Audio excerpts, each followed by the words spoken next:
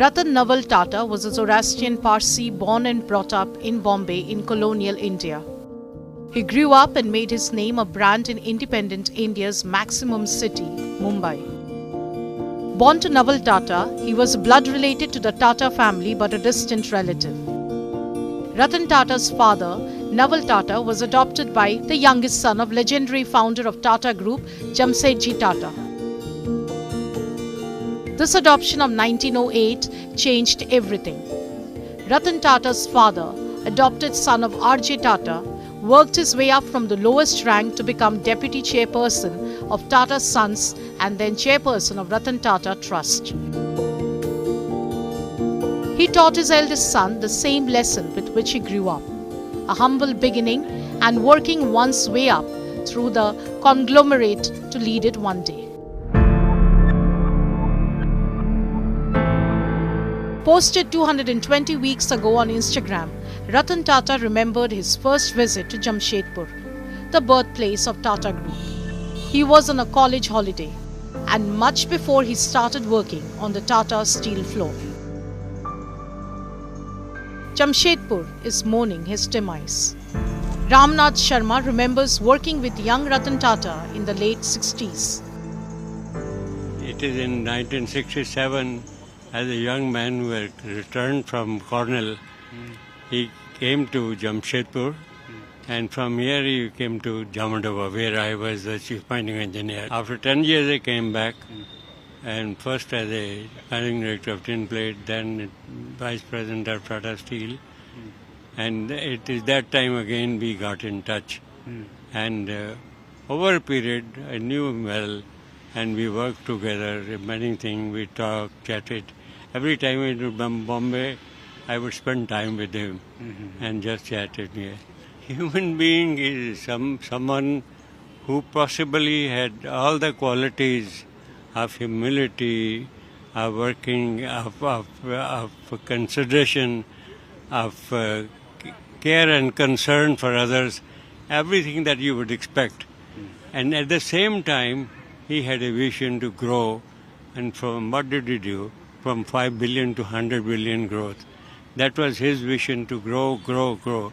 And he used to tell us, either you be number 1 or 2 or wipe out. You cannot exist without. And that's exactly what he worked on.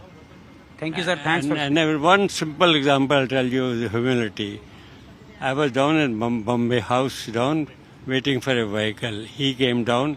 He said, "Where are you going?" I said, "The hotel." He said, "My car has not come. First let me get in, drop me at the house." In a rented car, he quietly went in and dropped him at the house. That is his humility.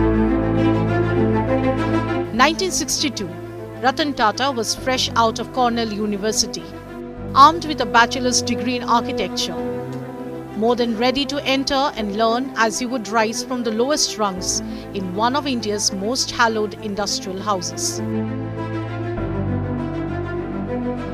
Ratan Tata was 25 when he entered the offices of the National Radio and Electronics Company Limited at Andheri in Mumbai. 9 years later, he was the director in charge of the company, and a decade later, the chairman of Tata Industries. In 1991, he succeeded J.R.D. Tata as the chairman of the Tata Group. Though he had the magic surname, young Ratan had a tough act to follow. That of his predecessors, Jamsetji Tata, Dorab Tata, and finally the iconic J.R.D. Ratan Tata took on the challenge, and by the time he retired in December 2012, Tata Group's financials spoke loud about the impact he had. During his tenure, the group's revenues grew manifold, totaling over $100 billion in 2011-12. He did the things that were so necessary for the Tatas. He took over in 91, soon after liberalization, and it was very critical in that decade to prepare the Tata Group to take on competition, both domestic competition as well as the entry of international companies that are coming to the Indian market. And once he had cemented the ability of Indian companies in Tata's to really compete, he then encouraged them to go overseas in the next 10 years of his chairmanship. And that saw tremendous growth of the Tata Group from a $10 billion group that was largely Indian to a $100 billion group that had made a name all across the world by the time he retired in 2012. So I think both as a human being and as somebody who was a role model, I think, for business persons around the world, I had this fantastic privilege of having worked closely with him. Ratan Tata identified the opportunity which the liberalization of the Indian economy provided and began restructuring the Tata Group in 1991. Under his leadership, the group acquired high-profile international brands like Tetley Tea, Daewoo, Chorus Steel and Jaguar Land Rover. He was also the man behind Tata Nano, the company's small car project, which he hoped would give wheels to the middle class. The journey, however, was not easy and tested his mettle at every turn. First, he had to deal with the satraps, a legacy left by his uncle, J.R.D. Tata. Rusi Modi lorded over Tata Steel. Darbari Seth was the final voice at Tata Tea and Tata Chemicals. Ajit Kerkar was the force behind Indian Hotels. And Nani Palkiwala was the man behind ACC. Each considered these companies their fiefdoms and looked at Ratan Tata as another outsider they had to deal with. 6 years after taking over as the Tata Group chairman, all 4 of them resigned.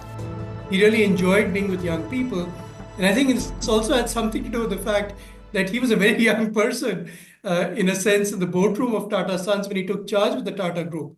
All his peers around the table were people who were 2 and 3 decades older than him.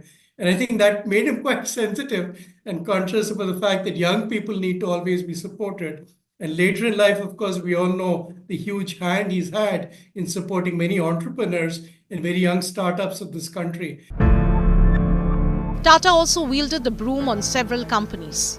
He exited cement, textiles and cosmetics and focused his energies on software, telecom, finance and retail. Finally, after serving as the group chairman for 21 years, Tata retired in December 2012. He had spent 50 illustrious years with the Tata Group. His employees were his trusted lieutenants, his extended family, who could ask for help, advice, and depend on him. Well, the very first interview, in a sense, to join his office that I had with him, I had a master's and a doctorate, but in social sciences. I did not have an MBA. And I remember telling him, Mr. Tata, are you sure that I will be able to support you well in your office? I was to start as his executive assistant and eventually became his principal staff officer. And I said, I don't have an MBA. Is that going to be a problem for you?